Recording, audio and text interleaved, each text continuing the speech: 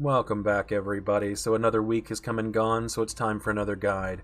And somebody requested that I go back and update my Scottish guide.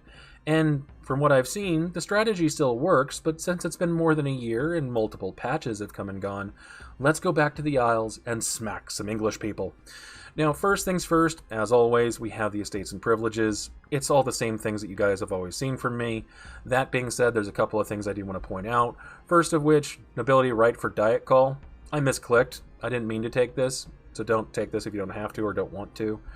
But the two things I do want to point out that you really should be taking to get this to work, first, nobility integration policy.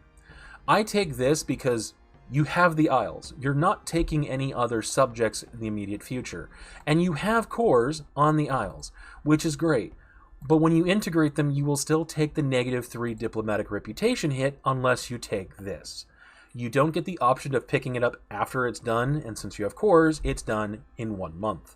So just take it now so you don't forget, because I've done this about 40 times, and I forgot almost every single time. So if you're like me and you are forgetful, just grant it now and save yourself a whole lot of annoyance. Other than that, just religious diplomats, because this will allow you to pick up the royal marriages and alliances a little bit easier than you would otherwise. But other than that, you can largely take whatever you want. I do recommend development of temples because your economy sucks. I mean sucks. So you're going to want to develop a province to get to the point where you can afford an army that can take on the English. And while you will take other lands, it's going to largely be that development that allows you to have the enough money coming in to really fight them. So having that increased development cost reduction once you build a temple can be useful, though you're probably going to have to develop before you build the temple. It just kind of depends how your rulers roll. With that being said, let's go ahead and turn to diplomacy. Your starting diplomacy as Scotland is going to be relatively consistent every single game. And the reason why is, again, I did this 40 times, and every single time Denmark has rivaled me. The question remains, however, do you get a second one? And the reason why is because Burgundy can become your rival at the start of the game. Now, in the 40 times I did this, I've seen it 4 times. So it's not common, but not unheard of. And while you can play with Burgundy as a rival, obviously that means you're not a candidate for the Burgundian succession. And you want that. So it is up to you if you choose to play without it. You're not going to be too handicapped if you don't have it. But if you want to have the strongest run possible, go ahead and make sure the Burgundians don't hate you. Now, in this game, as you can see, the Burgundians don't hate me. So I'm going to rival Denmark, and I'm going to rival England. And now if I go to Burgundy, they still won't ally me, but if I go to England, I can scornfully insult them because they're almost always going to be rivaled by Burgundy, which will give me an improved relation with them, France, and Castile. That should give me enough, barely, to get Burgundy as a royal marriage. And I do not need to ally them in order to be a candidate for the Burgundian inheritance. Now, France, they're going to like me. I'm going to pick up a royal marriage with them. Do not ally them. They have a habit of getting into a war with England over Maine, as we all know. The thing is, it is a defensive war for France, and they will call you in and not come help you fight England in the British Isles. So you want to stay out of that fight by any means possible, and that means just don't ally France, and you'll be fine. Because they will still protect you, they will still guarantee you won't be attacked by England or anything else, but this way you will not be called into that war and having to fight off the English army on your own. Other than that, you're simply going to unpause the game and pick up a royal marriage with Castile as soon as you can. Now this will take some time, but Castile, even if they ally Aragon or anything else, they tend not to get filled up with their diplomatic relation slots. This is because they're at the end of Europe, so there's not a whole lot of people next to them that they want to be allied with. If they are going to be rivaled to France or rivaled by France, you're going to want to improve relations with both of them to maintain that alliance, but you can get a royal marriage with Castile and then translate that into an alliance. That is going to take some time, though. For now, though, we're going to turn our attention to Ireland. Now, while we might not be able to attack them immediately, and I'll get to why in a bit, you're going to want to start by getting a spy network down on Ulster and Tyrone, and then the next ones you're going to go for are Leinster and Tyrconnell. The reason why is England. England is your problem for expansion, so let's go ahead and turn to what your next moves are going to be, because this is going to happen kind of while I'm paused. So give me 1 second, let's go ahead and talk about that. As Scotland, the challenge that you're facing is that your army size and your economy size is effectively half the size of England, meaning that you need to get a lot more development to the point where you can fight them, and the easiest way to do that is Ireland. Well, England wants Ireland too, and they also want to stop you from expanding as much as humanly possible. And they will do so in a couple of different ways. First off, they will simply ally miners in Ireland. They'll ally Ulster, they'll ally Tyrone, they'll ally Desmond over here, because it slows you down and stops you. Second, they will warn you, meaning if you attack anybody that they border, they will also join in to defend them. The thing is that if England goes to war with France, which they do about 75% of the time, they will end up getting occupied on all their provinces on the continent. If that happens, England gets too much war exhaustion and occupied province scores for them to no longer be willing to defend an ally or enforce that warning. This means if you have a claim on Ulster, and they're allied to Ulster, or guaranteeing, or warned you and you can't attack Ulster, you now can. So you want to make sure you have claims on the people that they border as quickly as possible. But on the other hand, if for whatever reason France doesn't go to war with England, if you go after Tyrconnell, the only way that they will stop you from expanding into Ireland is by allying Tyrconnell. Meaning that you can wrap around, go down to the south, and these guys will end up allying other miners, allowing you to pick off as much land as you can. The last thing is that if England goes to war with France, they will almost always give you Man back, since that is a core at the helm of being held by England, but they will also release Meath in Pale, which means the warning no longer applies because they're no longer bordering people, but they will defend an ally after that war is over. So any allies on Ireland you need to pick off as quickly as possible. The warning you might not have to worry about, so that's secondary, and anybody that is not bordering them or allied to them can be dealt with later. So those are your priorities. With all of that being said, I'm going to go ahead and start fighting in Ireland as soon as I can.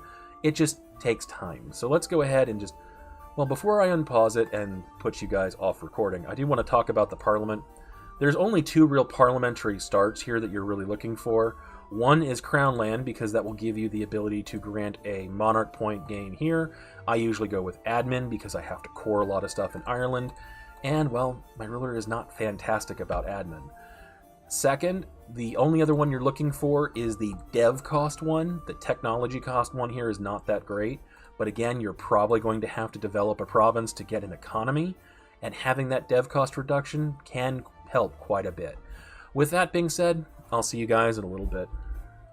Welcome back, everybody. So as you can see, I am done in my immediate expansion onto Ireland. And this is because, well, despite being at peace with France, England is still on the Irish island. They're also still on the continent. For whatever reason, France apparently didn't have the war score to kick them off of Ireland and the continent, but they did give me back Man, which, hey, I guess that's fine. This has only happened twice in my testing, so it is possible to happen, just unlikely, and apparently unlikely is how this is going to go. But either way, you don't need to have Pale in order to move forward. What I have done, though, is the moment I was done, and this war between England and France was done, I allied France, which is why I was improving relations with them, because they don't like the fact I'm allied with Castile. But now I have 2 of the larger powers, both of which that hate England, that are probably going to be willing to help me take out the English Navy at the bare minimum. In the meantime, I'm going to set my troops here in the Midlands, because it's the quickest way to get to every province in Ireland, to rebel stomp. That's all they need to do for now. England will not attack me, not having both a French Guaranteeing alliance and a Castilian alliance, so I don't have to worry. I need to get the Isles off as well, which you have cores. It just is getting enough opinion, waiting 10 years, and you have them, and waiting for me to be prepared. And what I'm going to take to be prepared is just basically deving Renaissance. What I mean by that is while you don't actually need to develop Renaissance, my force limit is really not going to be high enough to take on England. It's just not. So what I need to do is use the development by pushing Renaissance to push my force limit up high enough and my income up high enough to fight them. And that's all I'm going to be doing. In this case, I'm going to use it with Lothian. You can choose Ayrshire as well if you really want to. It doesn't really matter too much. It's just slightly cheaper in the capital. But you do you, push it wherever you want, or don't push it and try and find ways to slowly build up your development elsewhere. But I'm personally not going to wait that long in order to take out England. With that said, I'm going to be dev pushing, and I will see you guys in a bit when it's time to actually take on England. See you then. And welcome back, everybody. So I brought you back because I just got the Burgundian Inheritance. I just clicked through the event too quickly. But I wanted to point out, in the event that you are going for the Burgundian Inheritance, even without Pale, if you get the Shetland Islands and Orkney and everything else up here by the time it fires, you are larger than Aragon, because they were in this game allied and royal married to Burgundy, but you should also be slightly larger than Sweden, meaning you really do have a chance of getting this as Scotland, as long as you expand as quickly as you can. Now here's the thing. France really wants this land. If you do not have nearly 200 opinion with them, you are almost certainly going to lose them as an ally. And if you need them still to fight England, that can obviously be a problem. Now the good news is, Burgundy's also likely going to be able to help you fight England, but they are slightly, and I mean slightly, a bit too large for you to keep them loyal, so if that is the case, just buy them down. Realistically, your economy should be doing fine, you should be able to afford it. With that, just keep an eye on it, keep your opinion levels topped up if you are going for it, because the last thing you need is not be paying attention, get it, and then lose France immediately, because they really want your land now. So I'm going to go ahead and get ready for my war with England, because I'm just about ready. I'm just building up manpower, getting ready for it, but yeah, I'll see you guys soon. Welcome back, everybody. So it's been a couple of years, and I've been waiting to attack England. And the reason I've been waiting to attack England is twofold. First and foremost, they were ahead of me in military tech, and the reason why is the War of the Roses was very kind to them. Because of that, they were ahead of me in military tech, even despite their starting ruler being trash, because mine is not great, and they eventually caught up, surpassed me, and now we're finally at the same tech level, and I'm not afraid of them getting ahead of me even further during the war, meaning I can now take them on without any real fear. More importantly, I was getting rid of Burgundy. While it's nice to have them there, you would much rather have the land yourself, and whenever you have Burgundy through the Burgundian Inheritance, you have the horse event, where the Duchess of Burgundy dies. The thing is, that will only fire if you're at peace, and it'll only fire within the first 50 years. So if you're going to have to be at peace in order to get ready for England, do so, because it does increase the chances that you'll just inherit Burgundy and get all of that development as well as their army that you can then bring over and be ready to fight England with, and now the English army really doesn't stand a chance against me. Now, as far as their allies on the continent, this is pretty much what they will typically do. And normally, I'd be able to call in Castile, but they went bankrupt and then went another 1,400 ducats in debt, because go Castile, even though they have Aragon, they still can't manage money. But I did pick up Bohemia and Poland, because once I got the Burgundian Inheritance, I was large enough for them to see me as a valuable ally, and then they punched Austria for me when they asked for the lowlands. So I have both France and Bohemia, and they should be more than capable of handling this, while I handle England itself. Now, if they do have Pale, make that the war goal, because they cannot possibly defend this. Other than that, just stay back, and see if they are willing to come after you. They almost certainly won't in my circumstance, but you never know. And if they are that foolish, I will absolutely use the Hills terrain on Dumfries to punish them. The other option is once I have Pale, I will take my free company, because it's still 6,000, it's not enough to take Northumberland, and I will try and siege out Northumberland while having my army stationed nearby in order to slowly bleed them. Though this is marshland, it is painful to do so, and you are going to bleed yourself out at the same time.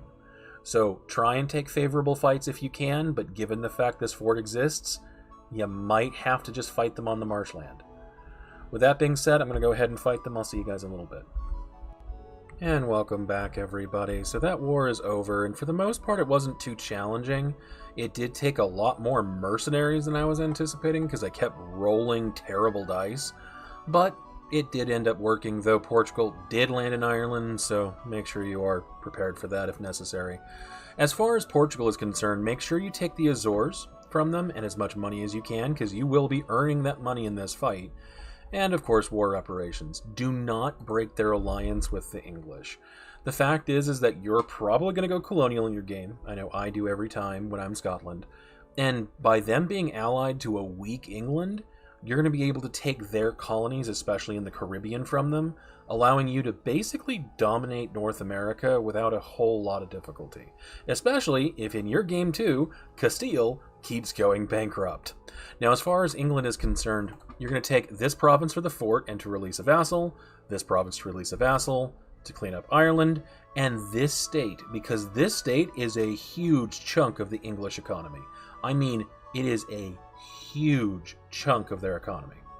With that being done, take out a bunch of money and you should be good to go. If there's any critical allies, though, such as Austria or Poland or anybody else that you don't want to have to fight again, break that alliance and oppose to money, because realistically that is far more of an annoyance than not having even more money, because money at this point should be fine, especially if you have the lowlands. But I'm going to go ahead and piece this out. I'm going to focus development because I don't want it to be down here, and I'm going to squash rebels.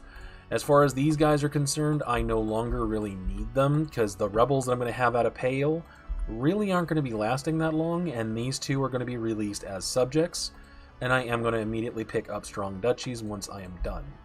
But with that, you should be now the strongest person on the British Isles, allowing you to realistically dunk on England over and over again. They have no forts, half their economy is gone, they are relatively heavily damaged, and their allies, they're not going to be able to stand up to you. Keep your improving with France going as long as you can. I have not been doing so, because again, they really want your stuff that's down here in the French area, and it's slowly going to erode your relations. They also tend to want stuff on the British Isles in particular once they take out the stuff over here. So they're going to suddenly break their alliance with you one day. But as long as you keep up that opinion, they are generally a bulldog that you'll have on the continent. And if you keep attacking England first, they'll be a bulldog helping you expand. With that, though, I'm going to have to pause the recording for a bit because I need to forward until the next time to talk. So I'll see you guys in a bit. Oh, before I forget, I do want to point out that once you've fully conquered Ireland, you'll be able to come down here to conquer Ireland. Don't click this mission. If you're going to have problems fighting England and you have the capacity to do so, you can do it then if you really want to. But I tend to save this for when I'm fighting France. Because France, by the time you get around to them, is particularly annoying. And having just a little bit more morale makes them a lot less annoying. So, I'll see you guys soon. And welcome back, everybody. So I'm at the end of the Second English War, which was to reclaim the cores for Northumberland and Wales. Now, as before, I didn't break the alliance with Portugal and England, and the reason why is I wanted Portugal to remain in so I can grab any colonies that they were deciding to set up. As a result, I ended up getting Bermuda, I ended up getting the Cape Verde down here, and I ended up getting Madeira. By getting these three, I have now extended my range even further, allowing me to throw colonies where I want to. Now, I do have 2 colonies going up right now, and as you can see, Norway is starting to compete with me, which is fine, because Norway is not going to be huge competition, because I'm going to take Norway.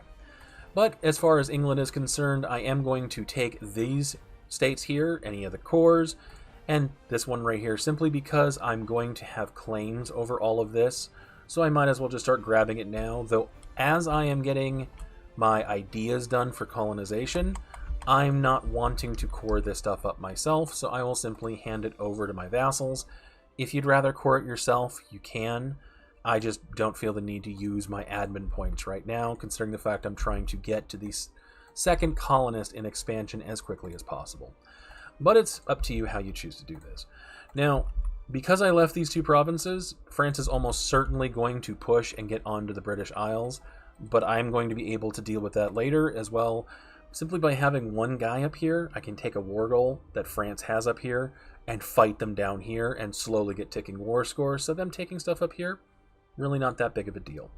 With that being said, I'm going to go ahead and continue to build up my navy, which, as you can see, I have a few heavy ships, because they can do a lot of damage if they're not getting sunk, and a ton of galleys, because Denmark, they have no heavy ships. They almost never have any heavy ships. Usually they're going to be exclusively focused on galleys to do most of their fighting. In this case, they built 2. By me having 3, I'll have enough firepower to fight back, while also having enough galleys to absorb any of the damage. So with that being said, I'll see you guys in a little bit. And welcome back, everybody. So it's time to go after Norway. I just had to wait for me to get the transfer subject because these 2 are the priority. Then it's transfer subject to grab Norway before it ends up flipping out of the Age of Discovery. Now, if you ever want to see who's going to be willing to join in amongst your allies, just look and see who's willing to fight Denmark.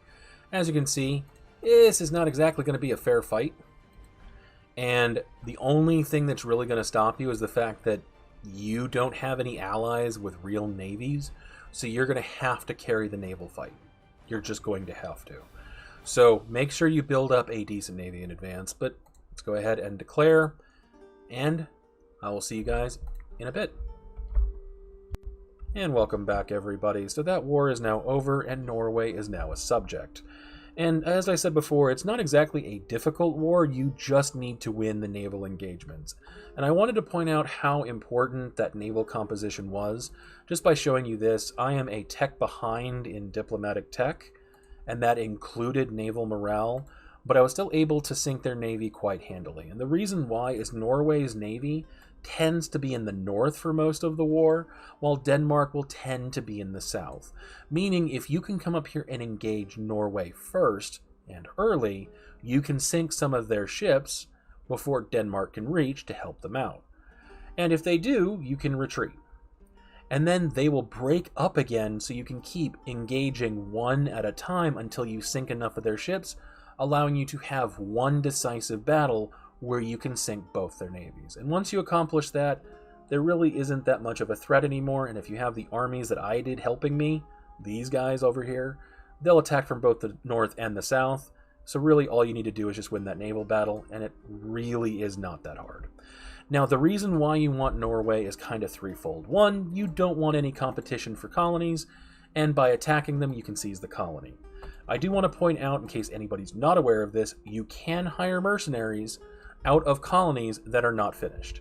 Meaning you can just hire the free company, walk one province over, siege it out, seize it, send your own colonists, and it'll transition them over to your culture, so you are not paying for that colony. Just attack them before it'll finish, and you're fine. Don't have to core it or anything. Now, as far as why you really want Norway, though, you mainly want them for the North Sea node. If you can dominate this node, you can cut off France and anybody else that will need the English Channel from most of the income of the New World. As you can see, I really don't have any competition at this point. The reason why is because I'm able to steal all of Portugal's range locations, all their islands, but I've also stolen some of their colonies. And now they're focusing down here in Brazil. At least I'm 90% certain that that's what they're doing. There's nobody in the Caribbean. And in my experience, I'm able to rush through the Caribbean, grab Colombia and Panama, grab America and Canada, and get them colonized. And if you look at the trade mode, you can funnel all of that income all the way to the North Sea. And if you dominate the North Sea, it won't reach the English Channel, at least not a whole lot. Meaning you're going to get most of this income, and you're not going to have to share with it with anybody. But on top of that, you're able to use Norway as a bridge into Sweden and into Russia, which will give you routes into the Lubeck, Baltic Sea, Novgorod, etc. trade nodes, meaning you're able to sit up here above the nightmare of aggressive expansion that is Germany, continue to expand, and have a lot of income coming your way because you're able to focus it into the North Sea, into Lubeck, and not having to worry about what's in the English Channel. You also can simply attack France, and eventually Castile will end up unifying into Spain, and they will become dangerous, and you can use them to pincer France between the two of you. And in this game, I even have Austria as an ally who hates France, which means they're really not going to have a fun time, because as you can see here, we already outnumber him massively. Once I have my colonies ready to come in and jump in, he will stand no chance at all. And that basically covers how to play Scotland, because at this point, as you can see here, there really isn't anybody that can challenge me, because while France is there as well, I have Castile as an ally that will want to fight them, and together we can absolutely take France. And the Ottomans, they're so far away, they just aren't that relevant to me. So I'm able to expand in the north, in the south, wherever I want to, without any real repercussions. Now, there are two things I do want to cover before I wrap up the guide, just to help people out in those events that they want to do these things. First things first, you can form Ireland pretty easily as Scotland, because the amount of development you get just by conquering Ireland if you do not develop anything is high enough where it just takes a little push to get yourself high enough. So if you're going to want to form Ireland for those better military idea sets for multiplayer, instead of developing in Scotland, once you fight a rebel stack, dump your development into the Irish provinces, and you'll be able to flip to Irish, form Ireland, and have that better idea set. Now, the other thing I want to point out, there is an achievement with Scotland called Old Alliance Reversed, if I recall correctly, where you have to, as Scotland, where you start as them and remain as them, you cannot form another tag, you vassalize France, and it must be a vassal. That's what I wanted to point out. It does not work if it is a personal union. Why they decided to do that, I don't know. But they decided to not allow it if it's a personal union. So do not worry about getting enough favors and putting a relative on the throne or any of that nonsense, because it's not going to help you get the achievement unless you're willing to play long enough to inherit that throne and then re-release them as a vassal. Instead, just get to this point where you're able to fight them one-on-one, and then walk in and keep punching them until you can just force vassalize them, and you'll get the achievement then. It's just substantially easier to do it that way than trying to get a personal union on France, because as we all know, that can be really annoying. But with that, you guys should be good to go. If you guys like this kind of content, like and subscribe. I will continue to be making guides, and I might be making some just general play videos here in the future, because sometimes, like last weekend, I had 4,000 pages to read, and I didn't have a whole lot of time to record, so this is coming out a little bit later this week. But with that being said, thank you all for watching. Hope you have a wonderful week.